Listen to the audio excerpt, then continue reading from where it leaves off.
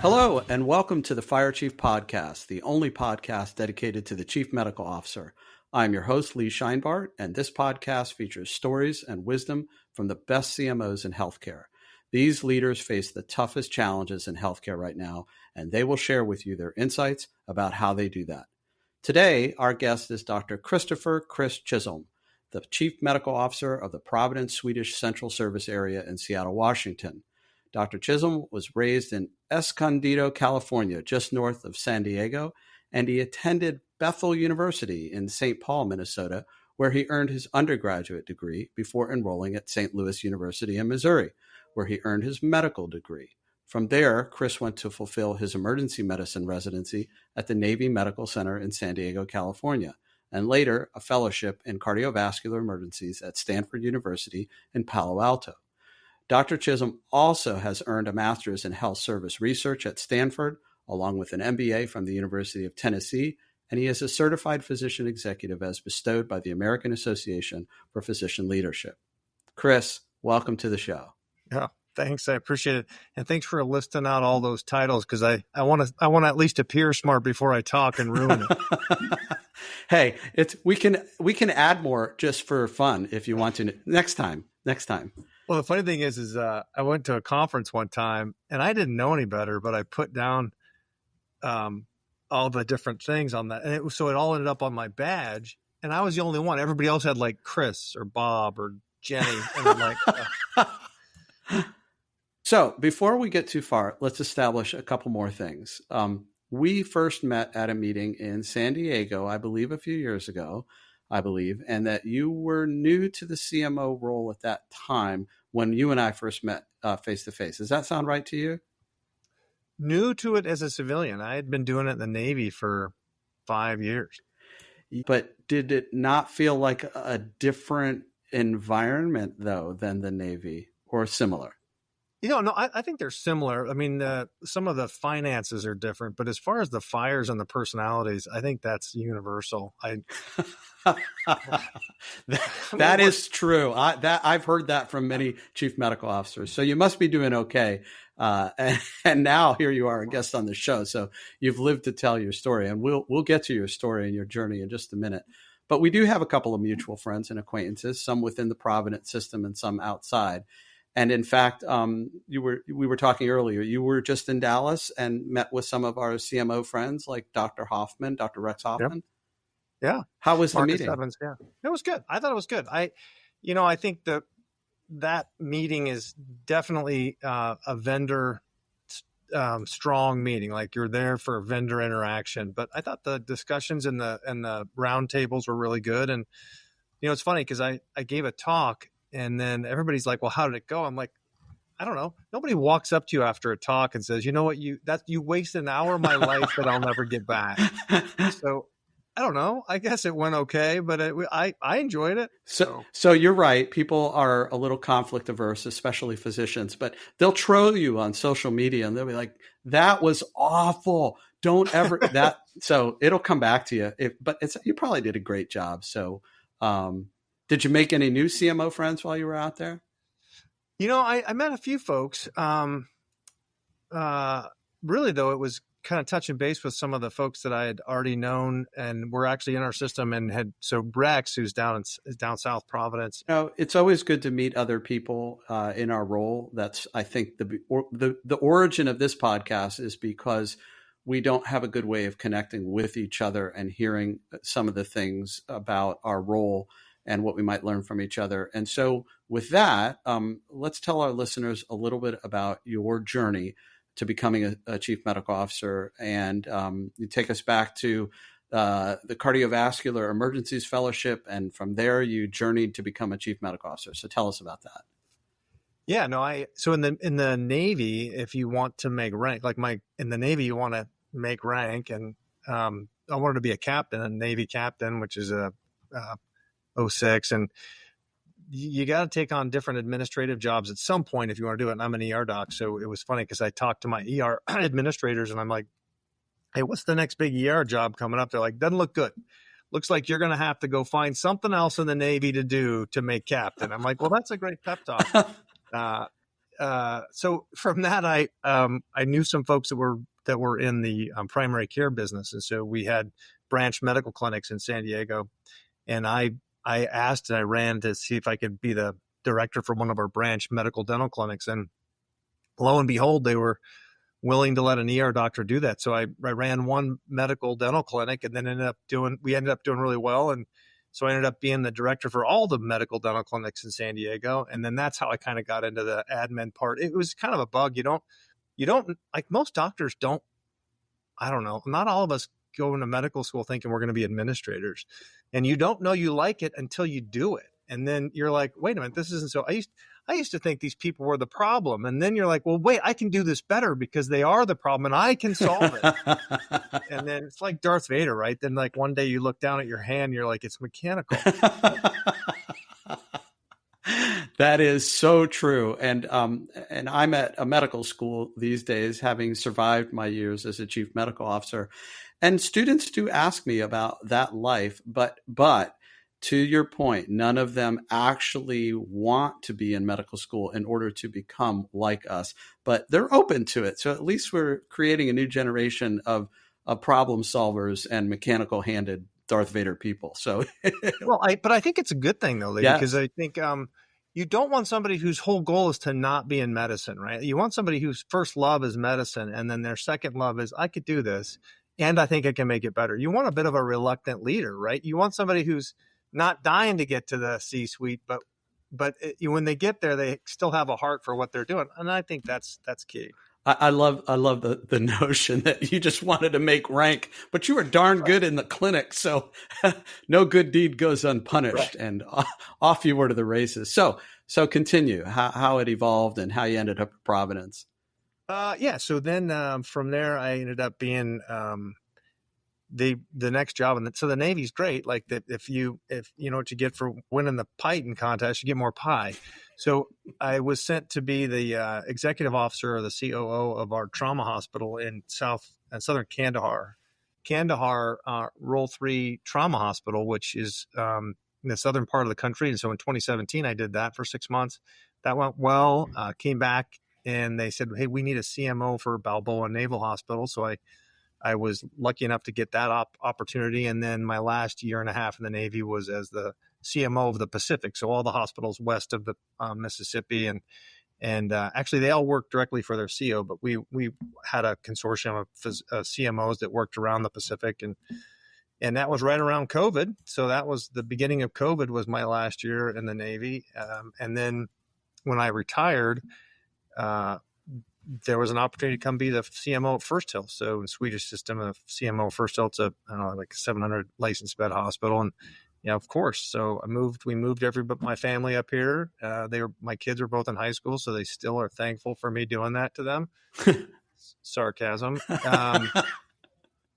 And then from there, it's just grew. And so now we've got oversee 4 hospitals and 1 standalone ED in the King County area. When you had the Pacific responsibility, how many facilities or how many beds did that involve, roughly? Good grief, I forget the bed count. I think it's 12 hospitals. Okay. And it's interesting because they're international too. So, and each one of those hospitals in the military has a specific designated job. Like if you're Okinawa, your place in the world, like what that CMO for that hospital is unique compared to Bremerton, so they all have a mission. They're responsible to their direct commanding officer at that place. So for me, the challenge was, hey, what are you going through that I don't understand because I've never worked there, and how can I help you? And then it happened to be the same time COVID broke out, so that question got a lot more intense. But yeah, okay, fascinating. And while these stepwise progressions were occurring through the hierarchy and the scope in the Navy, up until and even with the current role at Providence, were you doing things to continue to prepare yourself, perpetually prepare?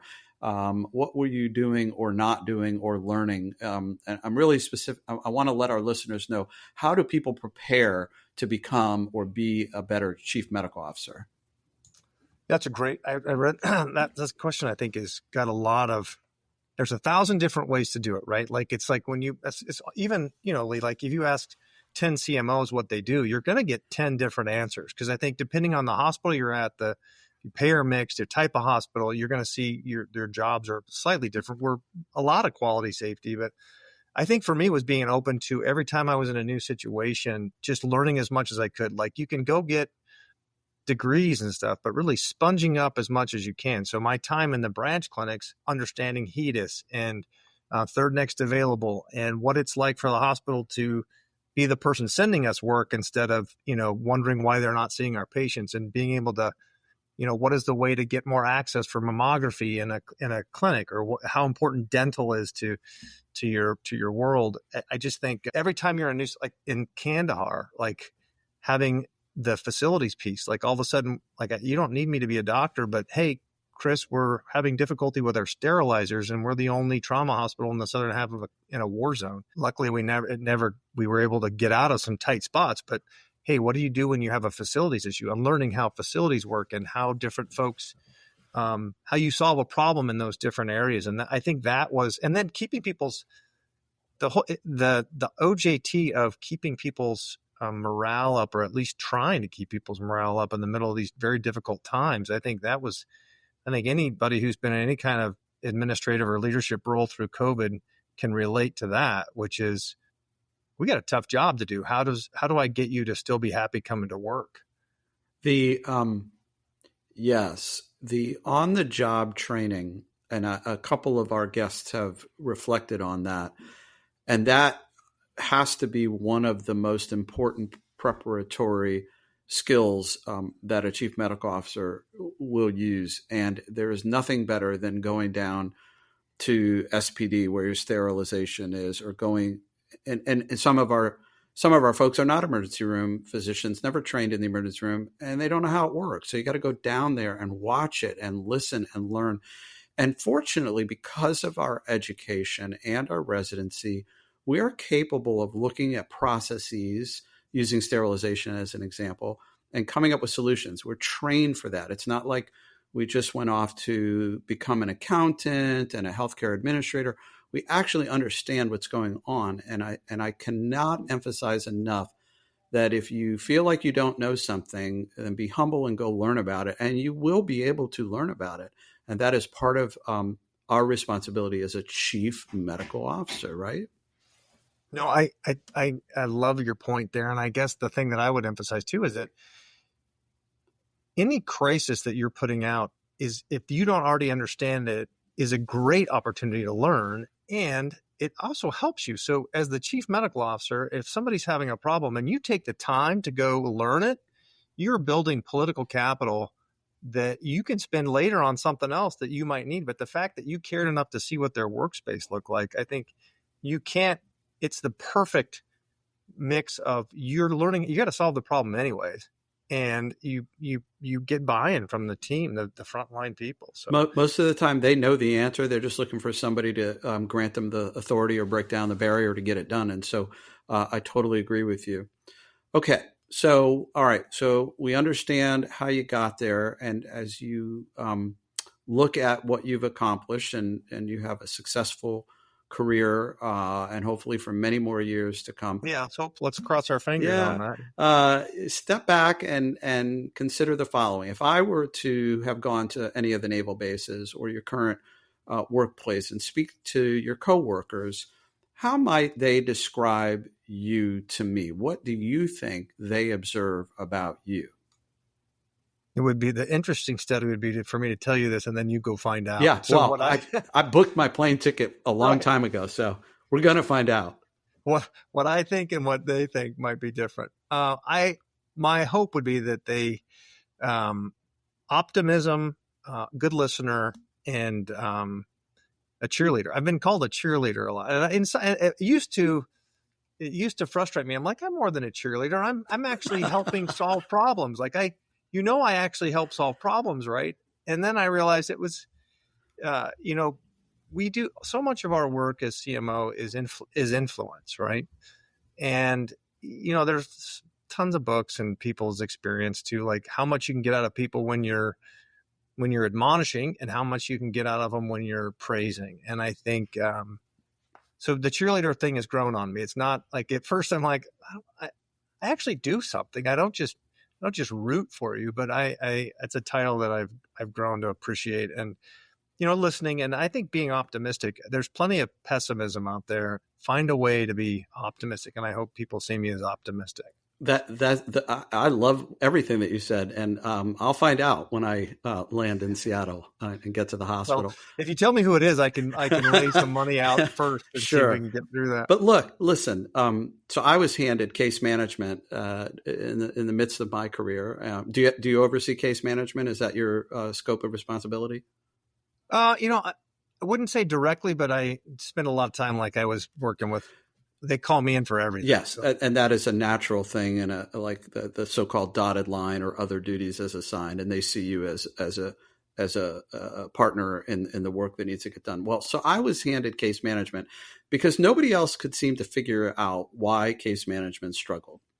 And I will share with you that I too, although didn't realize it until about 3.5 minutes ago, I was a cheerleader too. But what I was doing, not realizing it, was I had their back.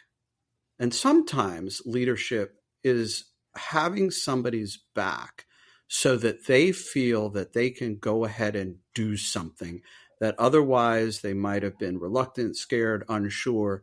And when a physician has another clinical worker, like a social worker or a case manager who has got a nursing background or a social work degree, when a physician is behind them, man, it is almost unfettered power for them.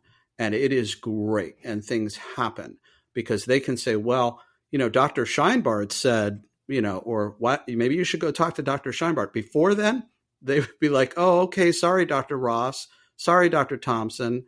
You're right. We're not going to discharge Johnny today, right? Oh, well. So I think being a cheerleader is something of great. You should be very proud if that's what they say when I arrive. That'll be great. Well, and I think your point's well made too. Like it is I think it empowers people because then you kind of say, look, you feel free to tell them that we had this conversation. Yep. And I think what you're doing is great work. And, I tend to think that most people, physicians, APCs, and all of our caregivers, they're all trying to do the right thing. I think we all come with, our own bent as to what that looks like and really, getting people to feel like they can have the conversation where they find the common ground is kind of what we do. Yeah. It's almost never the what, it's always the how, and it's always with good intent 99% of the time. And we just need to work through the how part. So, so would your wife and kids say you're also a cheerleader at home? I think they're still within a few years of moving to Seattle. So they seem to be doing better, but, no, they're good kids, and we have a great family, and I think they I did a CMO thing with my kids. I'm like, look, let's just look at the facts. I know you don't want to do this, but it's the right thing to do. We need to do it. Financially, we don't have a lot of other options right now, and so it basically was a CMO talk, and they're like, yeah, we're not thrilled. At our family board meeting, we're not thrilled, but the move makes sense. I think we can. I think we can do that. I think your consensus building ranks way up there, and the use of influence in the power dynamics are wonderful. Well, because I've lost to them on so many other arguments. I had use a little of my political clout. Like, remember when I let you get away with this or that? Okay. So, all right, we got the construct, how you got there, things that were of high value and what people would say. Was there any person or persons who was particularly influential to you in this preparation? Are there any role models? And you don't have to name names, but you could describe them to our listeners. Yeah, I appreciate this. So, I think it's interesting you learn from people who are good and people who are not good.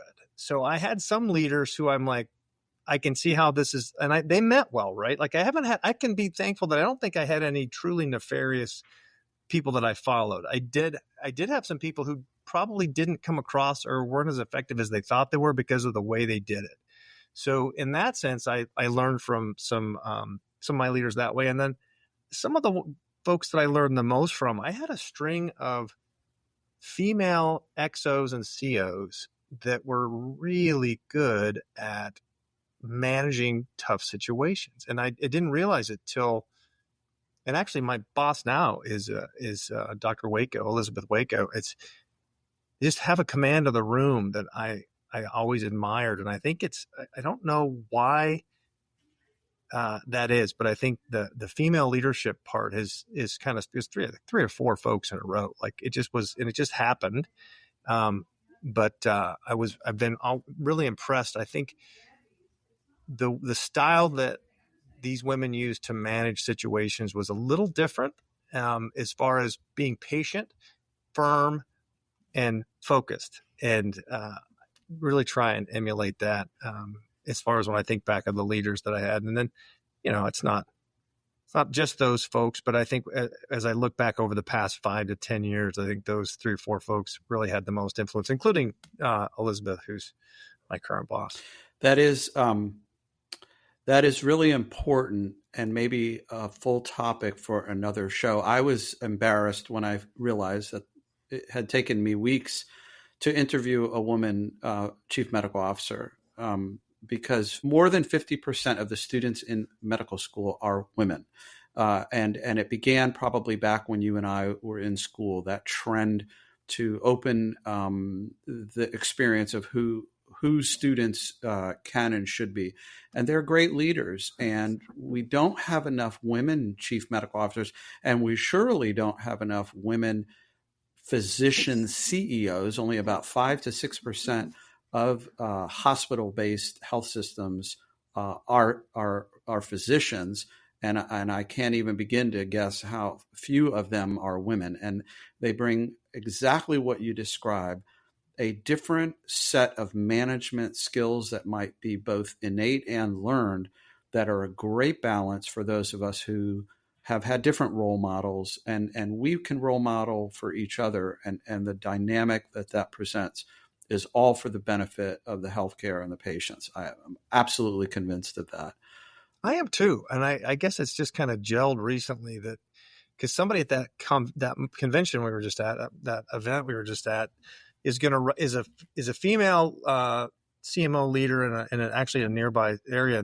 They're thinking of writing a book about the role of women in healthcare executive leadership. And I'm like, call me. I'm like, huge impact on my career. And, they probably will never know how much they've affected my career, but I'll hopefully reach back out and let them know. But no, not that I'm not saying one's better or worse. It's just, man, it's a different way of seeing things. And it's been eye-opening. Yes. And I think the House of Medicine is evolving. And one of my hopes is that, so there was the archetype of the physician in the 50s and 60s. It was the same person again and again, invited to enter medical school to become a physician. And we have so thankfully moved from those very narrow personality types to taking all kinds of people with perspectives by which we're better for it. Absolutely. What was the hardest thing so far that you have faced as a CMO, aside from the pandemic? Can you tell us anything about that? Yeah, this is one where I will not name the facility, but and I will not name the organization that was doing the review. But let's just say we were getting a review, and it was a big one, and we were about to crush it. Like, we were 3 days into a 5-day review, and I had gotten the message that we're going to finish it early. Things are going so well, we're going to finish it early. I literally have the microphone in my hand and getting ready to talk, and somebody taps me on the shoulder. I'm like, what's going on? And they're like, it's unraveling in such and such clinic. I'm like, what? So I said, everybody, because we had an auditorium full of people.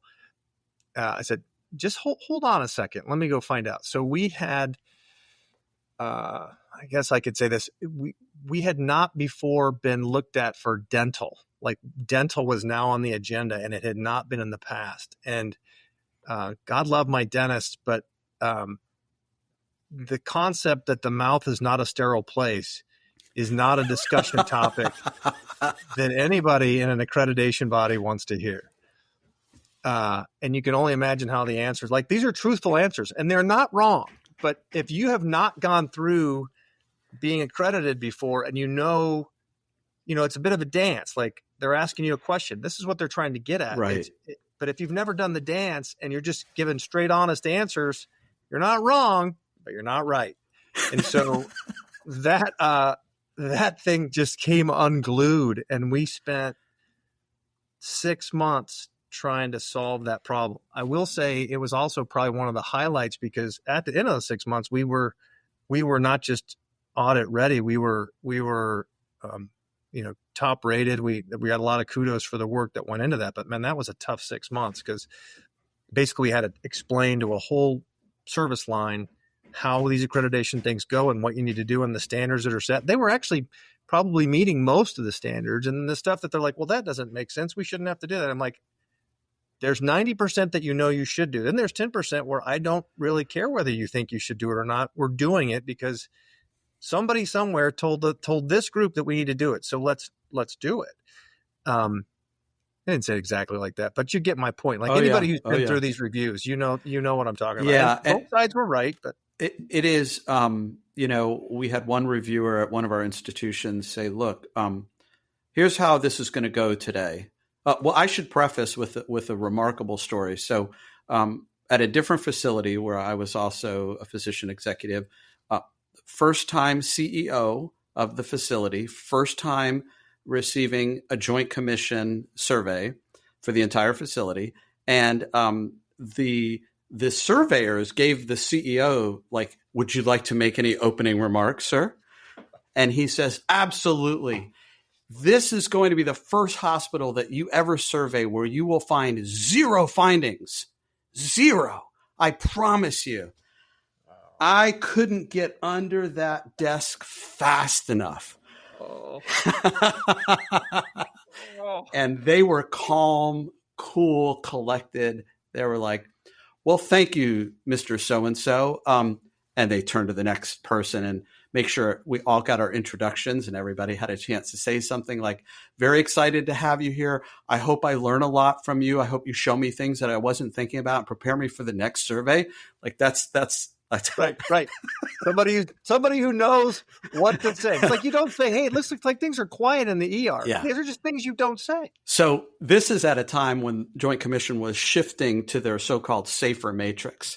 And they give you their rundown at the end of each day. And so it was a little bit different. And a lot of our older people had not been used to the safer matrix. So stuff starts showing up in the upper right, super red crimson quadrant. And I'm like, I turned to my boss. I'm like, there are findings. We didn't hit 0. And he didn't quite understand. And so we crawled through that. So I feel your pain, and I'm getting a little PTSD about it. So we can move on from. Well, but it's funny because we talked about it before, right? Like that's a crisis where that CO, and then in my situation, we all were better because of it. So yes. I kind of changed my whole opinion on the accreditation thing. Was that, there were things we needed to tighten up. We weren't crazy off the rails, but I think the learning experience, good grief, I can tell you how many water spots a dental instrument should be when you look up at the light. Yeah.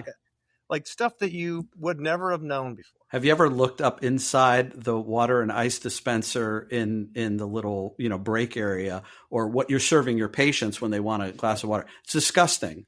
And Joint Commission will look inside that to make sure that it is not. Anyway. All right. So what was the biggest fire that you had to put out, rush to deal with, again, aside from COVID-19, and hopefully you were able to calm the flames? Anything come to mind?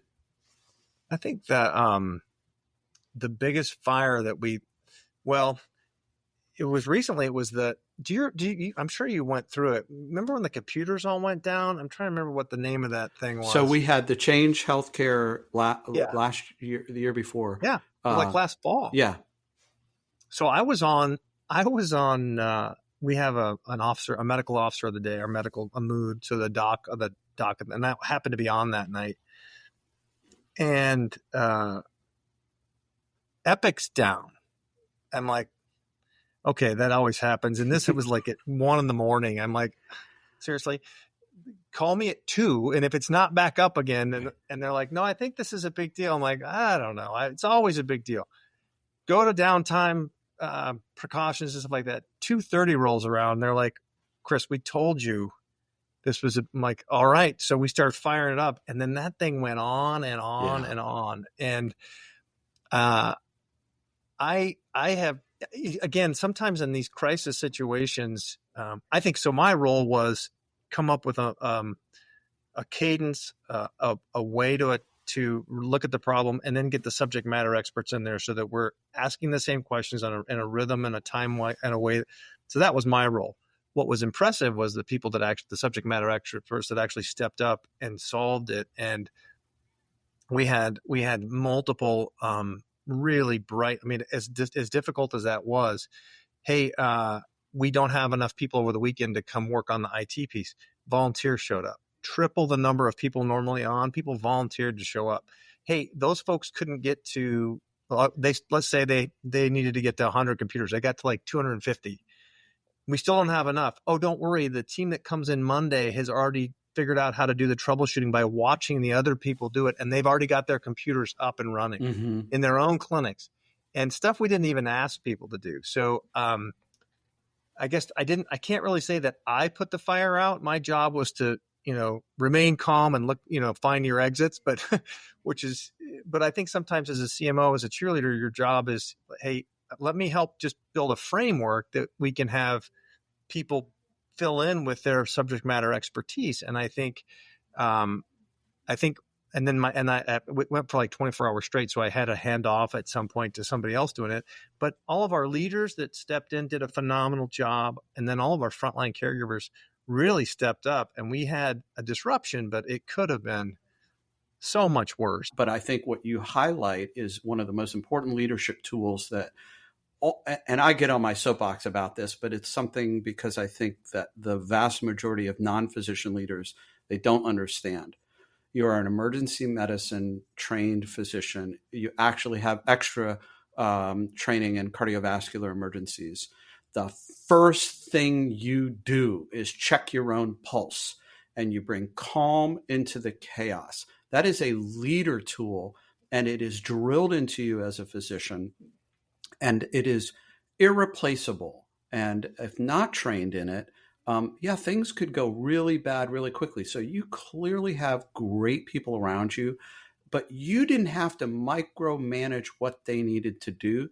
You needed to show them the exit or the map, or this is where we have got to get to by tonight or by tomorrow. And they exceeded your expectation.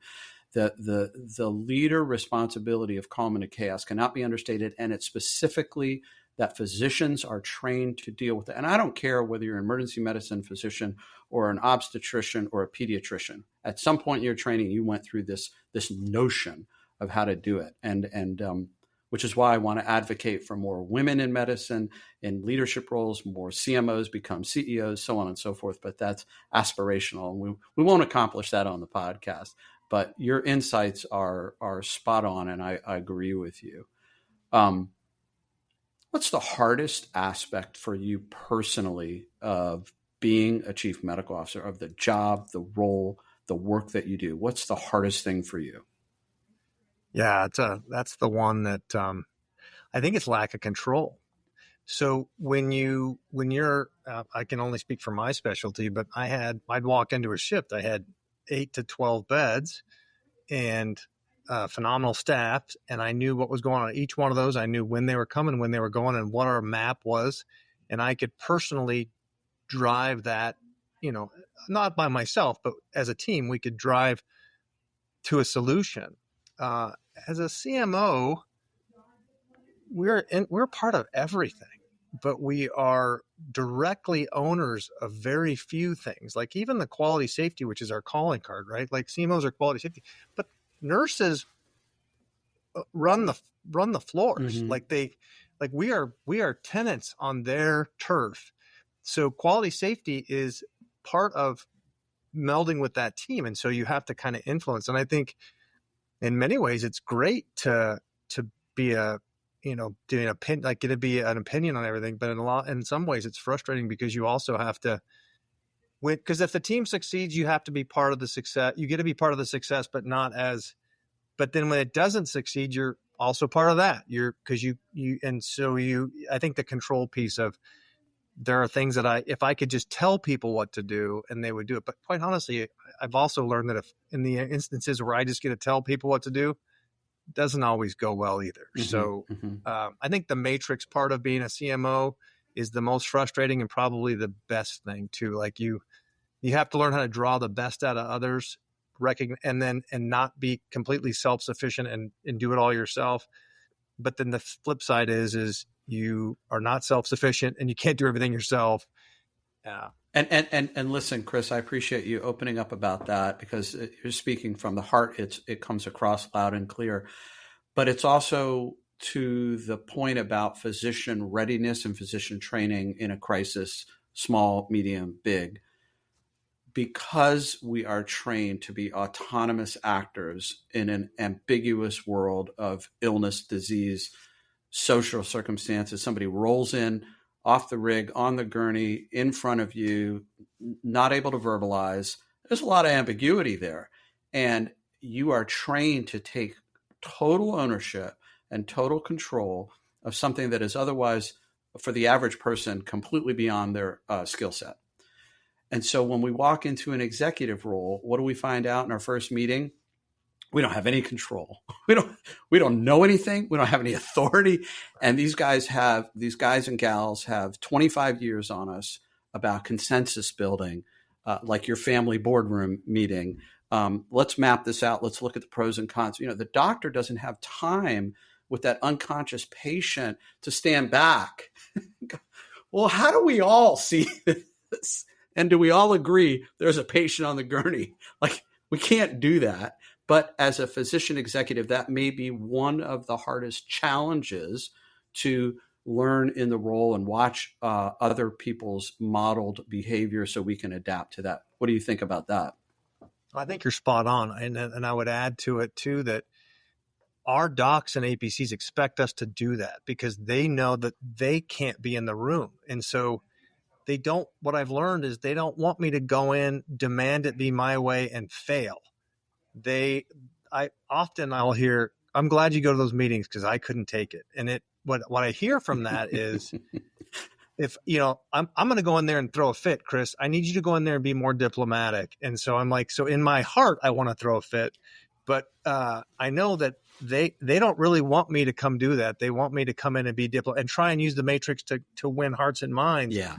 And so it's our calling, but it's not easy because you're right. Our training is clear the room. I got this. I've got algorithms that if you follow me, we're going to be fine. They're like, we got our own algorithms. This is not. Yeah. Well done. What would you say? Would you go back to your younger self and mention the notion of letting go of control? Are there other things you might say to your younger self? Well, there's so many things I would tell me. I mean, okay, we'll put that for the next show. Well, as I look back over my career, I self-imploded because of my own personality, like every 4 years, almost like Old Faithful, like I'm going to do something dumb, and it's only because I wasn't patient. I expected more. I misread other people. And I think the one thing I would tell my younger self is, it's not necessarily what you're in your mind, what you've built this to be. It might not be that. It might. So it's okay to plan for it, but don't bank on your inference of what other people are thinking or doing is exactly you can't ascribe everything. I'm not right all the time. So let it play out a little bit. Don't act before you're sure unless you need to. And I think patience and humility are things that good grief, I keep learning. I don't want to learn anymore, but I can't help myself. I just keep doing stupid stuff and being like, I knew I should have been listening instead of talking. I knew I should have been hearing instead of directing. And I think listening more and talking less is something I still need to do. Yeah. Well, the humility of you saying that on this show is also another leader lesson. So kudos to you for recognizing that and telling it to your younger self. All right, we're getting down to a couple more questions here. Maybe I think the doctor shortage may be one of the single worst problems, it is not receiving the right attention, and we're using the wrong solutions. And one thing I've begun to consider and share, and I want your opinion on this, please, maybe we need to rethink what is doctoring. What is the role of the doctor?